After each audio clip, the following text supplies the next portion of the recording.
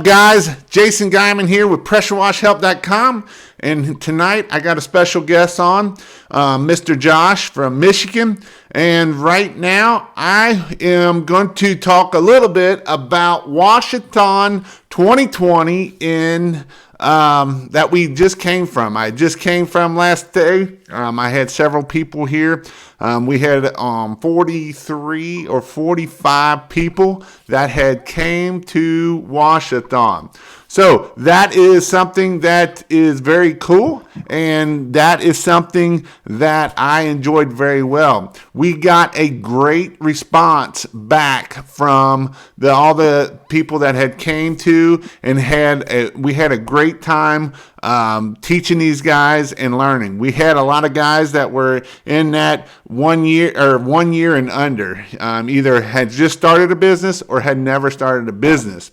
So it was an awesome time. It was an awesome time meeting everybody. It was an awesome time getting to know everybody. I still don't remember anybody's name because I can't, but everybody knew me. Imagine that. I think I had everybody except one, maybe two, that was there that did not know me. And I had people that had watched like 200 and 300 videos of mine. So it's like they hear a lot of Jason. So with that being said, I'm going to get on here and we're going to talk to Josh. And yep, you're here. And we'll get started here. Don't you start that crap. So we will bring him on here and see what's going on here. So I have Josh here from Michigan. So tell me who you are and where you're from, Josh. My name's Josh Ensing. I'm from Michigan, like you say. Grand Rapids, actually. It's a small town, Allendale, Michigan. I want to say, yeah, because now you just showed up on mine. So yeah. All right, now we're back up and live. I think we might have lost a few, but I shut a bunch of stuff off my computer, to hopefully that'll take care of it. So I think we should be unfrozen now. So let's just start over again, and maybe not. Daggone it. It's not on my end, is it? No, it's not on your end. It's my end. Let's see, just came back. All right, let's try that. Okay, so let's just start over here, and that way if I got to, I'll cut it off. But it's working now. I shut everything down on my computer, so that way it'll hopefully keep it going here. So go ahead and tell me again who you are and where you're from. Josh Ensing. I'm from Michigan, West Michigan, actually. We're on the opposite side of like Detroit. I'm about 15, 20 minutes from the lakeshore. So good market here. Been in the business here since 2012.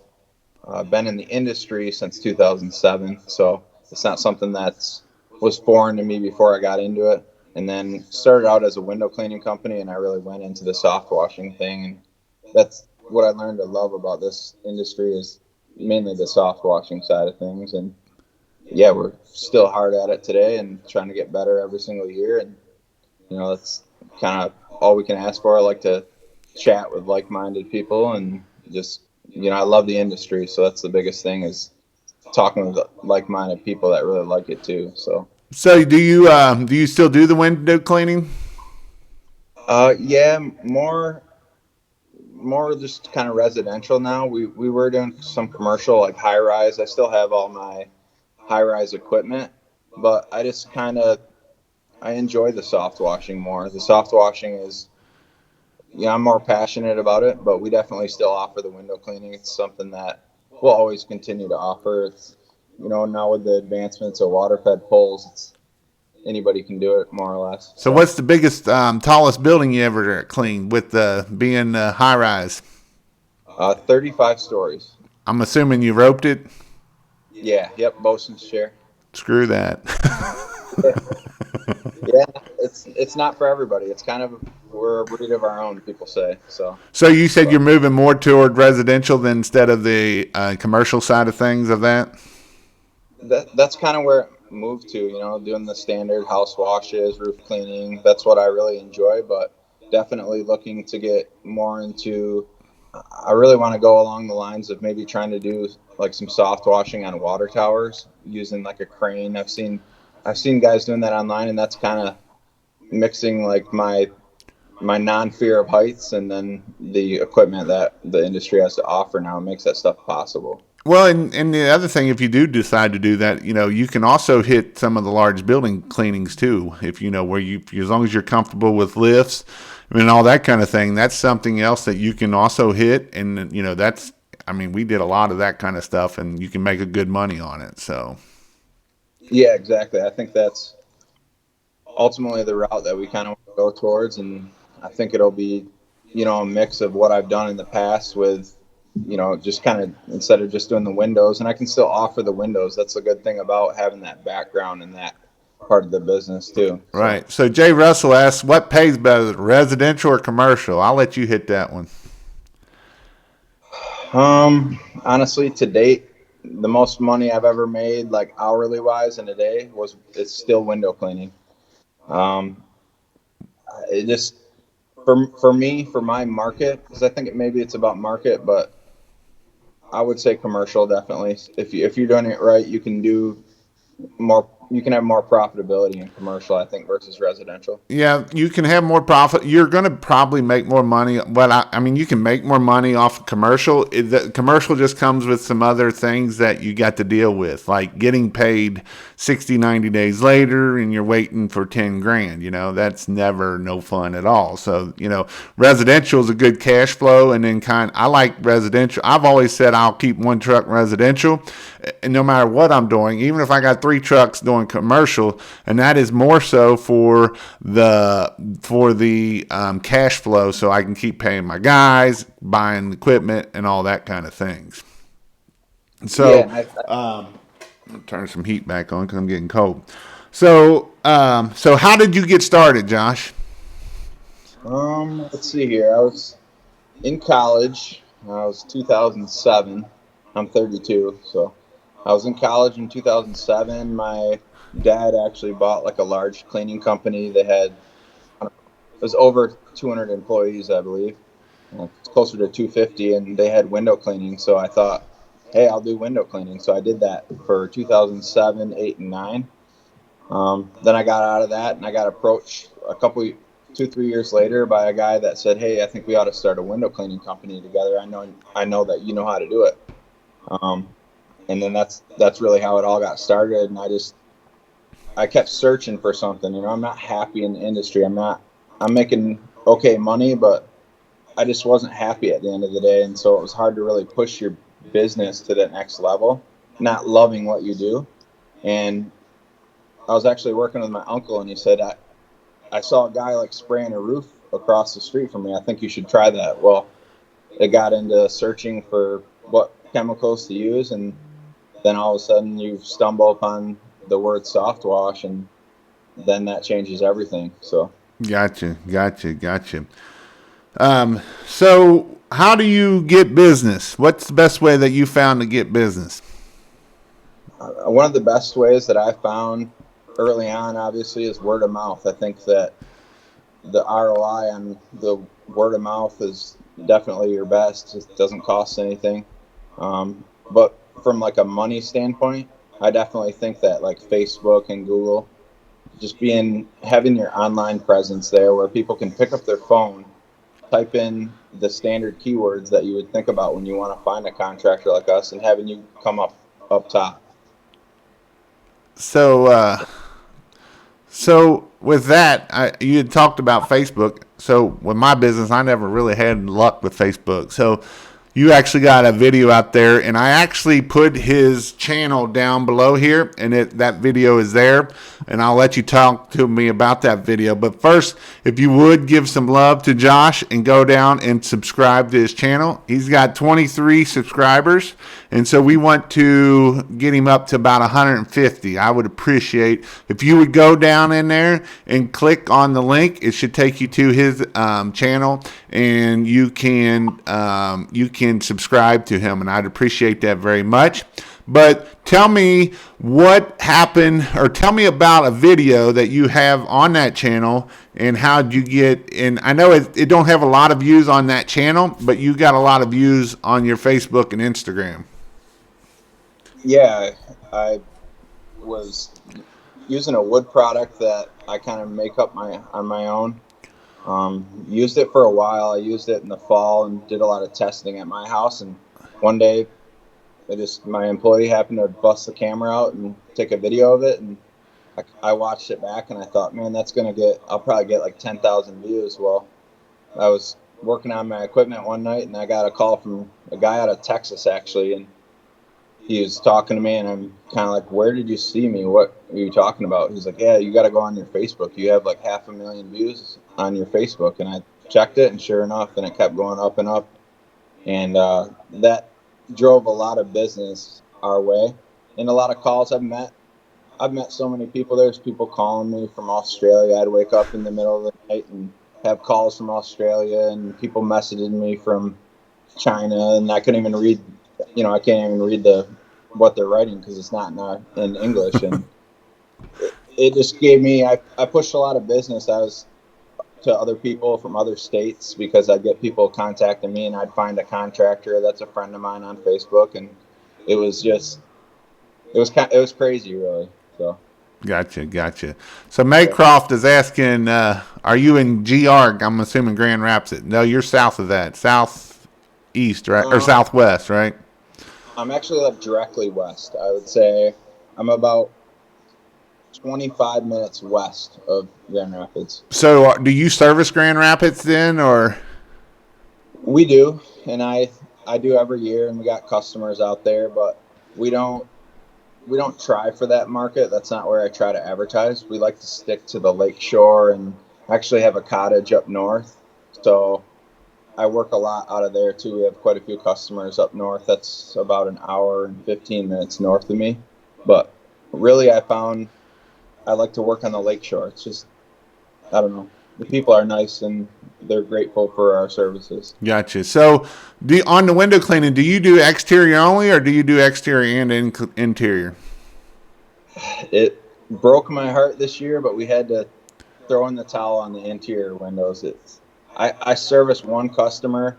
Her house looks over Lake Michigan, and she cooks us lunch every time we're there, and she pays good and tips my guy like $100, and she's just nice to us. So I still do that one, but that's the only one. I almost want to hire my own house out, to be honest with you.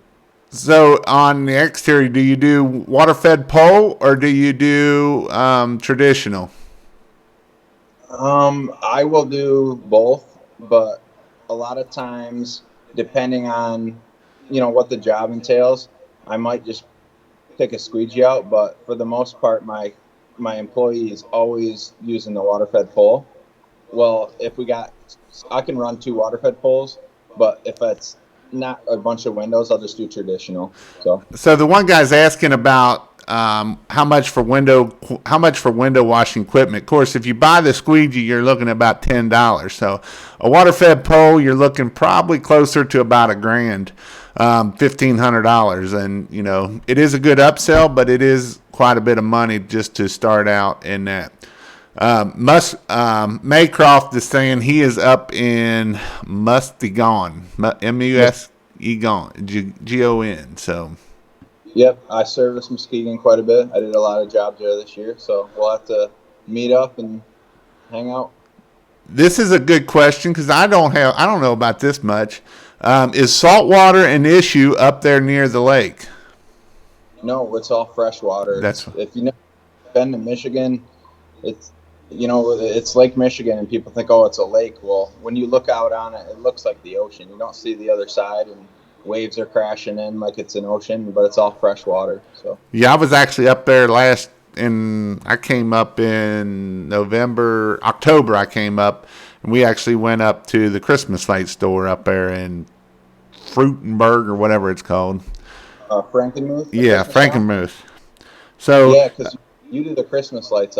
I do the Christmas lights. So was that interesting to see that for you? It's all right. It's just a big gimmick store. So I wanted to see it at night, and all the electric in the whole freaking town didn't have electric that night. So was that around Christmas time or Thanksgiving? It was October. It was October 20th. It was on our wedding anniversary time. So okay. So what do you do for a hobby? For a hobby? Yep. You're looking at it. some But snowmobiling. just we do a lot of snowmobiling in the winter, obviously, and then I actually just picked up. I play a lot of pickleball. I don't know if anybody here is a pickleball player, but I just something to stay active and meet new people, and it's fun. And then in the summer, we do a lot of sand duning. We got sand dunes here on the lake, so we do a lot of off roading and a little bit of drag racing and stuff like that. Boating, a lot of boating too. Boating for sure. Now, can you do snowmobiling where you're at there, or do you got to go into UP? Like this weekend, I went about an hour and 45 minutes north, and we were able to snowmobile out of Baldwin, is the town. Um, but yeah, I can jump on a trail north of here about 15, 20 minutes, and then also south of here. I I guess just is that from the lake effect snows and stuff? Yeah, we get a lot of lake effect snow. So, but it's nothing like the UP. We always try to get up to the UP because they'll have 5, 6 foot of snow. Gotcha, gotcha. One guy is asking, where do you get your work uniforms made? Is that a work uniform coat you got there, or is that just Nope, this is a company climate. I actually wear their shoes for cleaning roofs and washing houses. But as far as like work gear goes, I like my waterproof gear. I like either Cabela's or really if you're not familiar with a bunch of like outdoor gear, this company Climb. I, I stand behind like every product they sell. I think they make some of the best products. But my actual uniforms, I actually get those made locally. So okay? it's a company I've been dealing with a long time. Matt's asking, this is a good question because you're in the winter. What do you do in the winter months, and how long basically is your season? The season kind of varies every year. You never know what Michigan's going to bring. Uh, I would say we kind of kick things off at the end of next month, beginning of April. Right. It just depends. And then usually I work up to around Thanksgiving time. Uh, just depends. You can have 2 foot of snow or you can have it be 65 out. You never know. Yeah. Do you do anything in the wintertime? Uh, every once in a while I get roped into helping the family business. My two brothers and my dad, they do with fall protection, which is like safety equipment, Yeah. like anchor points and this and that. And so we put in like the anchor points that the window cleaners go off from.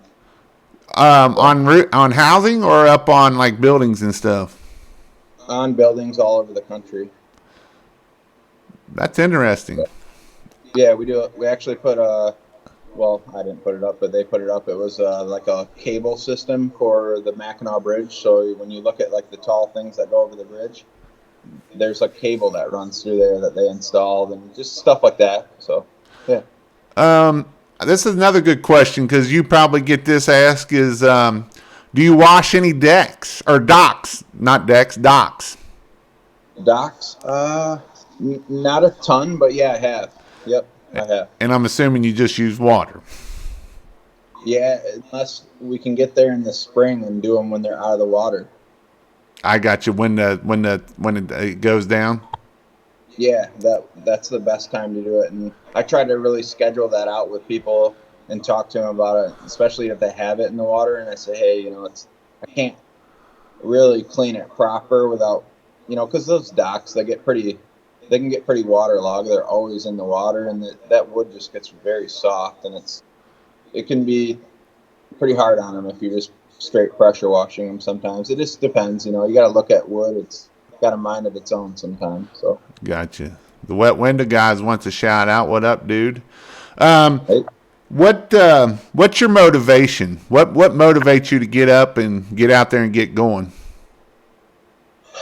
I would say the biggest motivating factor I have is that I'm kind of the only person in my family that's like, I consider myself a privateer, you might say. So the rest of my family really works together and they're all successful with the family business. And so it's my motivation is to create my own empire, Gotcha. You got any kids or family? I got a wife and 2 dogs. So I got a new dog actually this year for Christmas. So What kind of dog is it? it's a Maltese Shih Tzu. So it's like it looks like a hamster almost. Gotcha.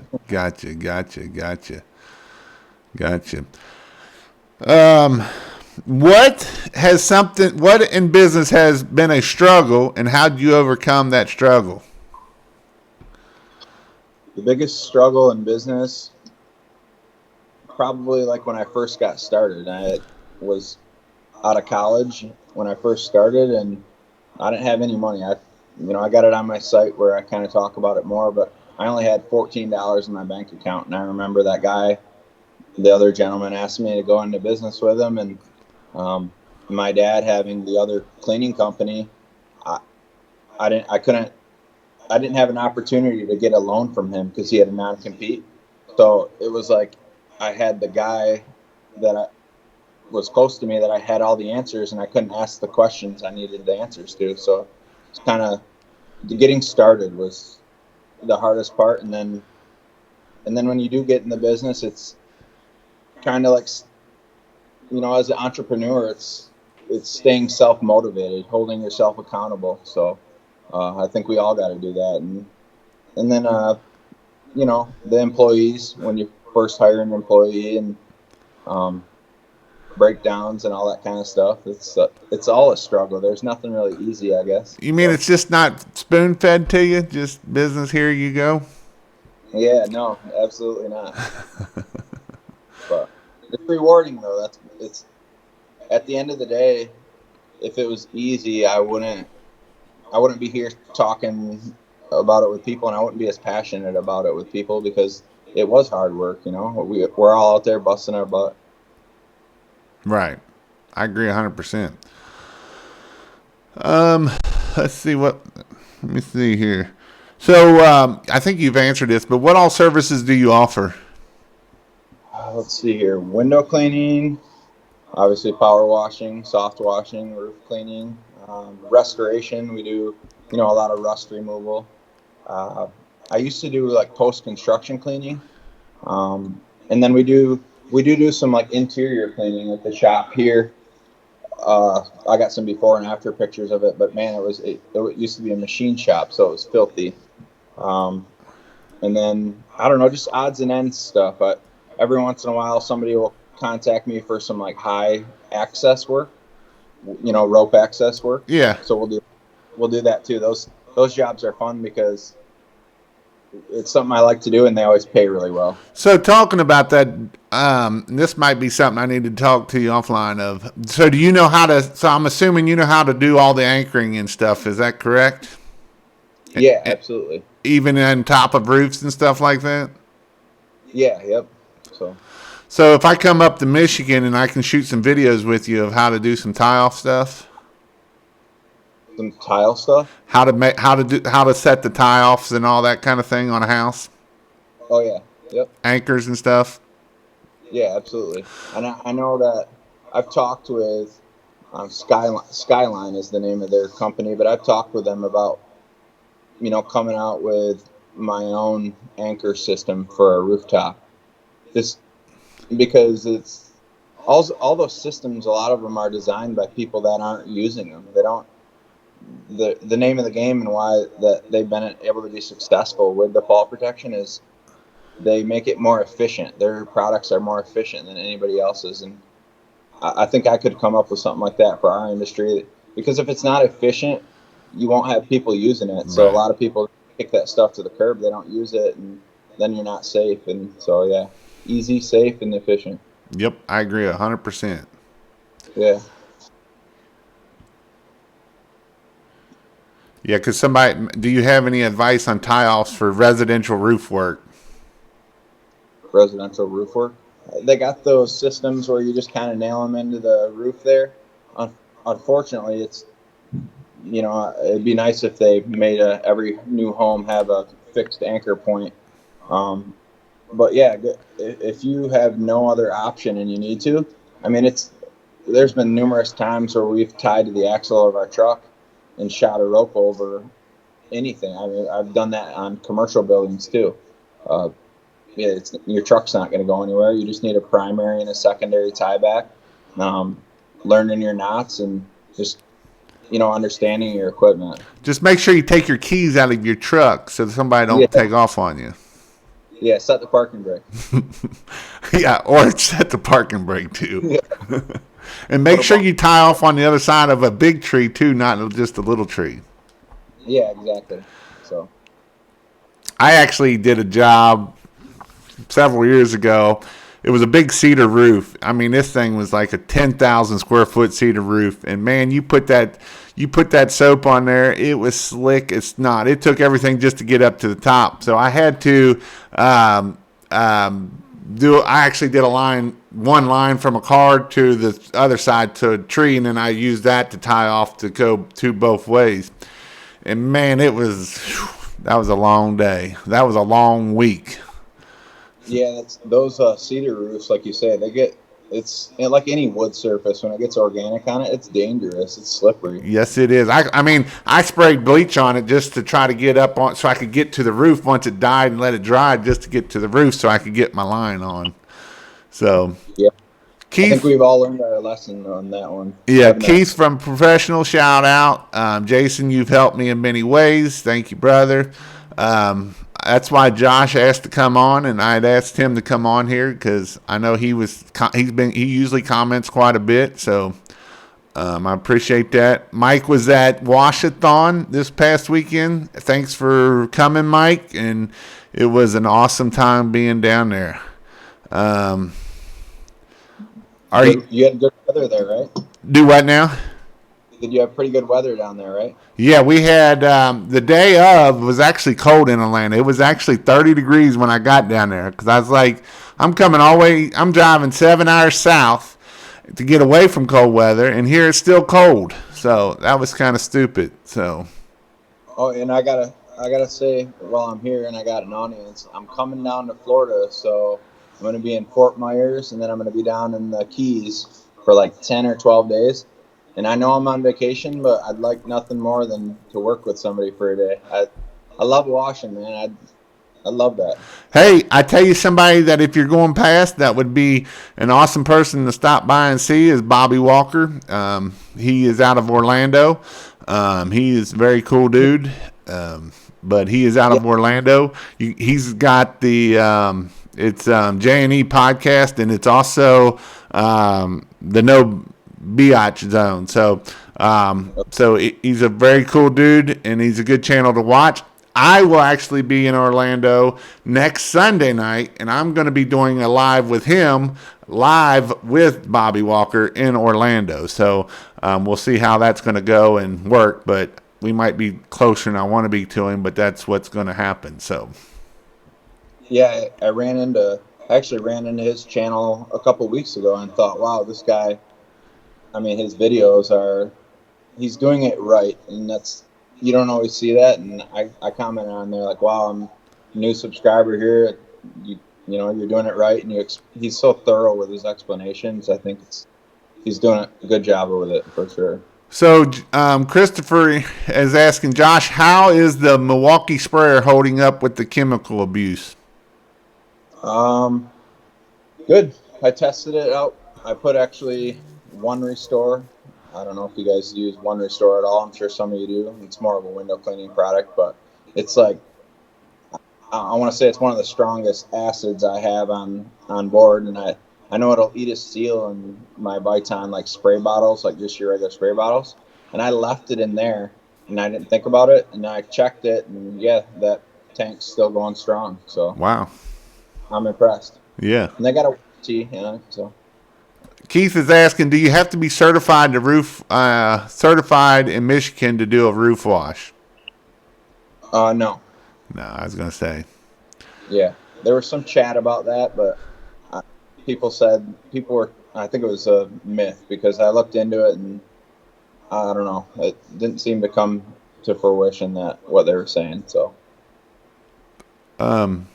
here's a question that do you charge by the square foot, or do you do it by just, kind of the house, or by the length, or how do you charge? When I quote a job, I call it my shoot from the hip price. And when I roll into a job, I got a number in my head, and then I will cross-reference it with the square footage prices, and then I'll just kind of compare it to my portfolio of jobs I did. But you can have the same house, that, same spec home, but if you have different landscaping or they have a bunch of stuff you have to work around, it's going to be a different price. So that's why I think every job has got its unique price to it. So Matt's talking about wash-a-thon was fantastic. Great meeting you in person, Jason. Thanks for all the videos. I thank you for coming, Matt. I had a great time down there. So John Vett is in Tampa, and he said, what's up, family? And then he put, business is great down here in Tampa. So might be another place you might want to look at, depending on which way you're going down.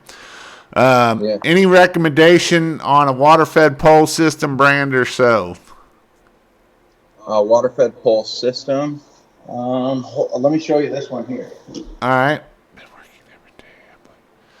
So John's been working every day, uploading videos, jobs on my YouTube. That's good. So here's a 4-stage RODI that I just got. That's about $1,400. I think it's what you pay for it.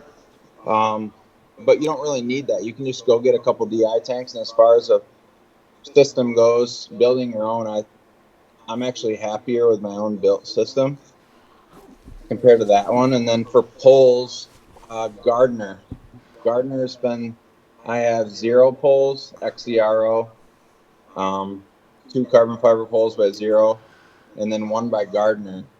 And I just think that the Gardner product it's lasted for years, and it's probably like 10 years old. Really? Yeah, so I use 0 because they were pretty. You could buy the pole, the DI tank, and you could get it for about $750 there for a while. So that was how I did all my trucks, and that way I change out my DI tanks every so often, just because you start having employees and you start coming up with all those other systems, they're like lost ball and high weed. So yeah. I know the feeling. You go to a house with some bad well water, and you can go through those suckers pretty quick. Yep. So Norm's putting, good evening, guys. Love your videos. Very informative. How do you quote commercial buildings? What is the best tool used to quote commercial properties? How do you quote commercial, especially if you're talking about big windows and stuff? As far as like the commercial for windows, honestly, I did it for so long that I could kind of figure it out, like what the price should be, and then kind of have like your rough, what do you need to make hourly, and then if the job goes really well, like what can your margin be? And I don't know. I guess I don't have really a science for it. I'm lucky enough to know my numbers pretty well, just because I've done it long enough. Right. But yeah, I definitely think getting into it to be able to count windows, get a price per window, per pane. Obviously, when you're using a lift, you got to factor in the lift costs and this and that, and then all your expenses, and figure out what you want to make profit wise, and there's your price. So how do you do it? So the way I do it is I actually I try to figure out how long it's going to take, and then I charge by the hour. So I try to get it $300 an hour now is what the business does now. For a long time I was $200 an hour. So, I would shoot for, if it was an 8-hour day, I would actually shoot for $2,000. $2,000 a day is what I would shoot for. And that was for one truck. So if that truck had 2 helpers on it, I'm still making money. But $300 an hour is what they shoot for now. And I know a lot of other guys are shooting for that. And so, if it's going to take 4 hours, $1,200. So, and that is how I grew my business to a point of being able to be successful and move on. Because if I'm at 3, and that's even kind of how I've done my residential side of things of, $279 is the minimum charge for a house wash. So at $279, that's for a little bitty house. Once we start getting bigger, then we're going to be a lot more than that. We're going to be $350, $400 just for a house wash. And so that is kind of that magical number of shooting for $300 an hour. And if you can shoot for $300 an hour, you will be successful. And you got to remember, people think, well, $300 an hour, that's a lot of money. But you got to remember, there's things that come out of that. You got to pay for marketing. You got to pay for, if you got employees, you got to pay for insurance. DJ just got a quote the other day for insurance because they found out he did roof cleaning, and it went from $400 to $6,000. So, it's something that you got to look at. And so his insurance just kind of caught him with that he wasn't.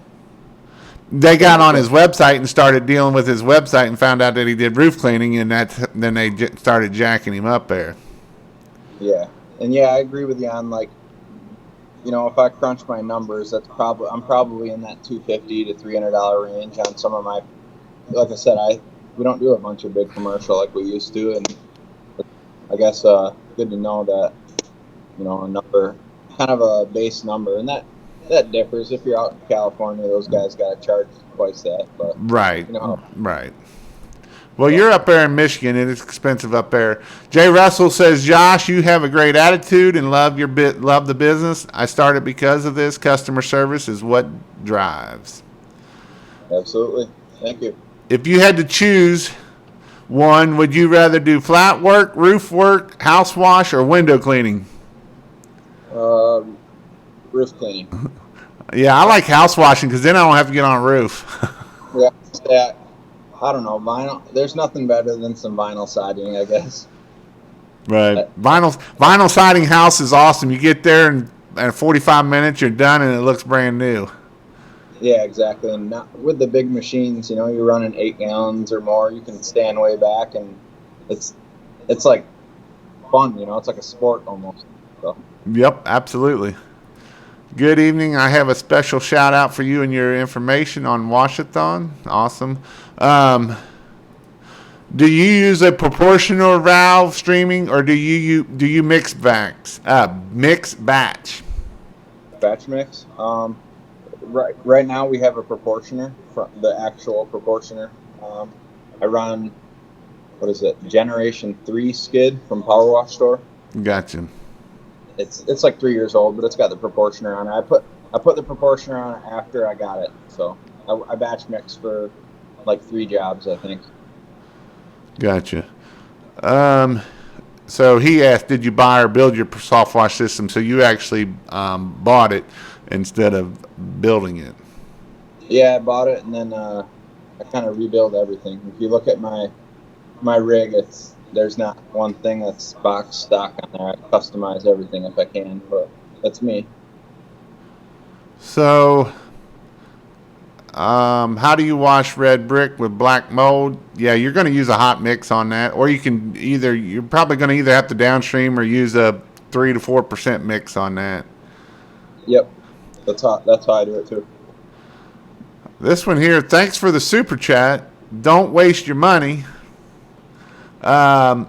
Jason, he got me 2 calls for $1,000. Now that's awesome. I love getting people calls for $1,000. Yeah, absolutely. Them are fun jobs right there. A couple of them a day, and you're making money there. This is a good question because it kind of depends on your equipment, though. But how successful can you be washing roofs from a ladder at the edge? I mean, just as successful as walking it in most occasions. And the thing about you, S3, is you're actually in Tennessee, so your roofs aren't as steep as what up here in Michigan is, because the Michigan guys, they got to get all the snow off the roof, or they can't let all that weight on that roof, so they will fall in. So with that being said, in Tennessee, you're not going to get you will get some steep roofs, but not like you're going to get in Michigan. Yeah. Yep. I look at a lot of videos and I see guys washing roofs, and they're all kind of walkable roofs to me. And we got, I don't know if it's like that everywhere, but every house you kind of come up on it here, and you go around back, and it's super tall here too. We got everybody's got a walkout basement, and they get a ranch house can be like somebody else's 3-story house here. So they build them tall around here. I don't know. Now, do you do much gutter cleaning, or do you not do gutter cleaning? I hate it, but yeah, we do it. I, I I use a leaf blower. That's how we do it. We use a BR 800, I think it is, the new one from Steel, and that really makes it efficient. But if you can't walk the roof and you got to scoop it all along, and I enjoy that at all. So we only do it. I do clean the gutters no matter what. If they're getting a roof clean, in my opinion, you have to clean the gutters, or you're just gonna have spillover at some point when you're rinsing it, or if you're the guy that's just a spray and dash. So when we got talking here, Josh had talked about he uses a water flow to check how much water flow he's got coming in and stuff. And with that being said, so how much on average, and how do you measure that water flow? And how much on average, either, I don't know if you can tell me this, but how much on average does an average spigot flow? And how much on average does if you can tell me that, you might be able to tell me this, is how much on average will a house wash take to wash a house? As far as like total gallons for a house wash, that really depends. I mean, how dirty it is, how much you got to treat it. But on average, I've never tracked it. I know you can. This is how we track it. Oh, so we got a couple of them here. I use these. So I could track it. You have a setting here where you can set it, and it will track everything that's going into your tanks if you put this in line.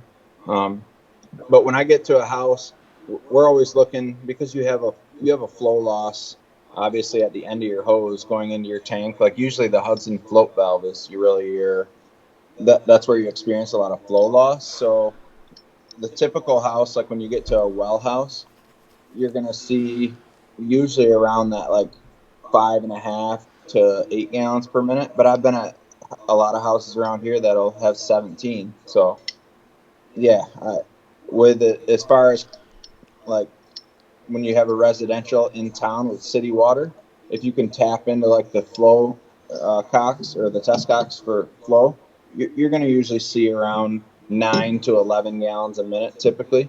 So yeah, you're going to be able to feed pretty much any machine you have, as long as your supply lines is good. But yeah, that's let's see here. It's the Flowmec TM series. You can find a good deal on them on eBay. Okay. And I have 2 of them, because the biggest thing is when you're checking flow, I only run a 55-gallon buffer tank. So I'll have one hooked up, and I'll turn the spigot on, and I'll run 2 spigots. I'll have my employee looking at one and me looking at one, and we'll just call each other on the phone or shout around the house.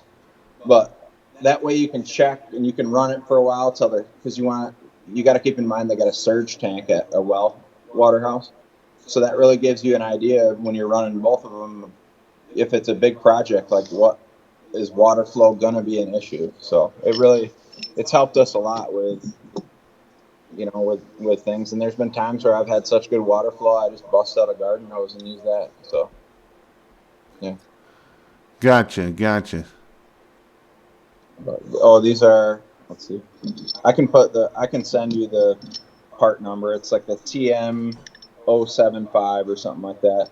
Is what the like serial part number is. Great Plains Industries is who makes them. So. Gotcha. Cool piece of equipment. And by the way, they actually make one. They make one of these that is for high pressure application. So it's expensive, but I believe it does like 3,500 psi or 3,000 maybe. But that way, when you change things down line, and when you're trying to dial your surface cleaner in, if you're using like say 1/2-inch hose, or you're bypassing your hose reel, when you make changes on your system, and I do this with my 12 volt too, when I've made changes on my system, I just plug this in and I can record. I know if that was a positive change. I've been able to really dial in my system and get the most out of it, eliminating 90-degree bends and everything, all due to being able to having one of these. So Gotcha. knowledge is power. Knowledge is power. You got that right. 100%. All right. Let's see what we got here.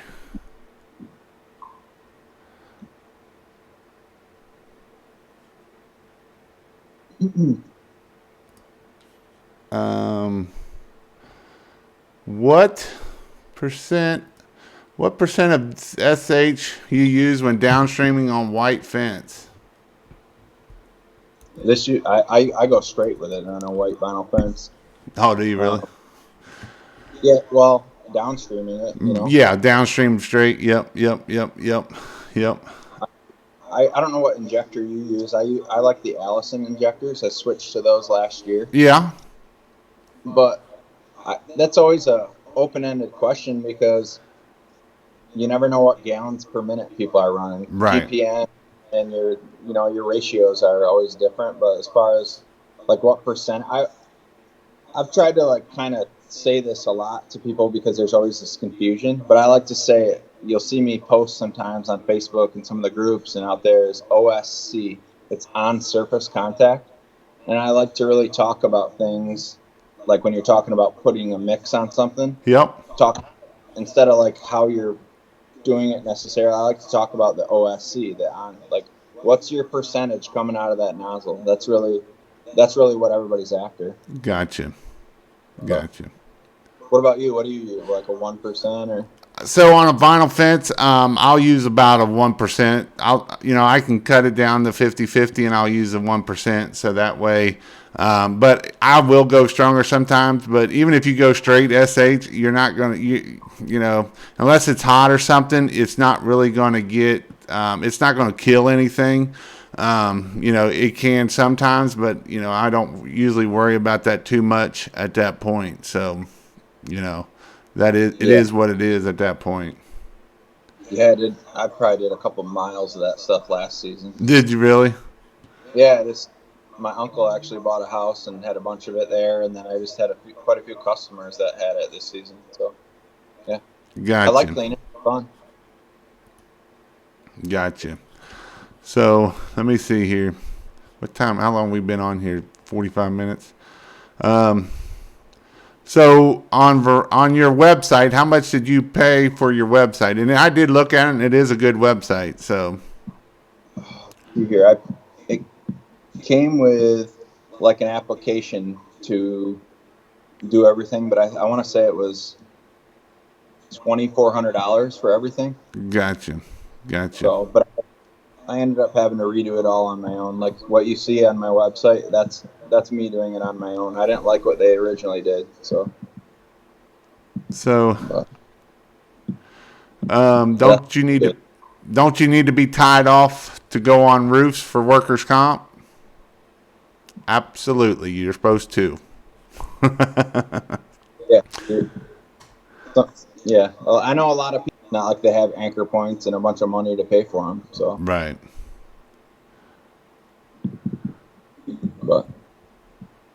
Is there a way to downstream SH straight with a pressure washer without the water? A little bit about wood. I found products on stripper and oleic acid. Does this happen often? And what if I just want to wash a stained wood deck? I'm a big proponent of using SH and using it at the right strength and using it the right way. Wood cleaning it's an art form. I would say it's one of the most difficult things to master in the industry. But yeah, I think everybody's got their own like little method with it, and really all you can do is kind of look at their after products. But for me, I'm a big proponent of using SH and just doing it correctly, rinsing it off correctly. And I know there's other products out there that guys are using. I know there's quite a few, and I've messed with them, but they're not. I don't know. They're not for me always. When it comes to certain wood like teak, if you're messing with like teak wood on like a boat or something like that, well, then you're gonna you're gonna go a little bit different route with it. But yeah. Gotcha. Talk to one guy's asking. So, are you soft washing a bunch, or are you doing downstreaming through that setup? I mean, I consider I know everybody's got their own opinion on it, but yeah, I like to downstream. Uh, I run a bypass valve, so I'm typically running soap valves all the time. So you actually got the proportioner, but yet you still downstream. Yeah, I use a proportioner. I use that, when you need a strong mix. If I do a stucco home, but yeah, with those Allison injectors, you really can put down a strong mix. I mean, if you got really fresh SH Right. and the weather permits, you can clean a black roof with it. It's not, I wouldn't recommend it. You're gonna have a lot of runoff and overspray, but you can put down a strong mix with a downstreamer, especially with force fed injection that guys are doing nowadays. So are you force fed? Do you force fed a downstreamer? I don't. I haven't tried it. You haven't tried it. Got some friends that do it. And yeah, Gotcha. that's it. What tips do you use? The M5 or tips? For tip, I do have the M5. I like. Let's see here. I use a shooter tip that I actually made myself. Well, actually, I have a couple that I made myself, and I made a couple for 12 volts, and I use those. And I really like what is it, 30 or 25-40, 25 degree 40 nozzle. And then I actually made a 0080. I took a zero nozzle and I drilled that sucker out, and that's what I use 99% of the time. That works the best. Really? Yeah. Yep. So. Let's see. We got some questions coming in here pretty good now. I'm using 8 gallons per minute though, so that's you asked me what tip I'm using. I have an 8 gallon per minute unit, and then I got a 5.6, and then I have a brand new 8 that's sitting in the box that I bought this fall from a guy. Gotcha. Do you have 12 volt for your proportioner, or do you actually have the booster pump or something? It's 212 volts. 12 volts. Okay. Are they Siamese or are they in line? I did Siamese them together, but I just run them single. One of them's a backup. Gotcha. Yeah. I bought another 12 volt. It's the Fat Boy. Well, not really. It's the Delavan 7970. Yeah. So it's 100 psi. I'm curious to try that out, and I'm gonna use that mainly for like freshwater rinsing for like a wash bay. Actually, I'll probably put it in the shop, and if I like it, I'll get another one and use it in my rig too. So. Gotcha. Well, I think we'll get off here. I'll just hang on here a second, and I will end this, and I'll talk to you here after we're done. But I'm going to end this here because I haven't gotten no sleep in about 3 days with wash-a-thon. So if you would like to ask any questions for me, you can go to pressurewashhelp.com/class coming up in March. There's only a few spots left. You can go to pressurewashhelp.com/training, and in there, you will learn how to do everything pressure washing, from how to do everything from doing the gun to everything you need to know. So with that being said, I hope you all have a great night, and I'll see you on Wednesday.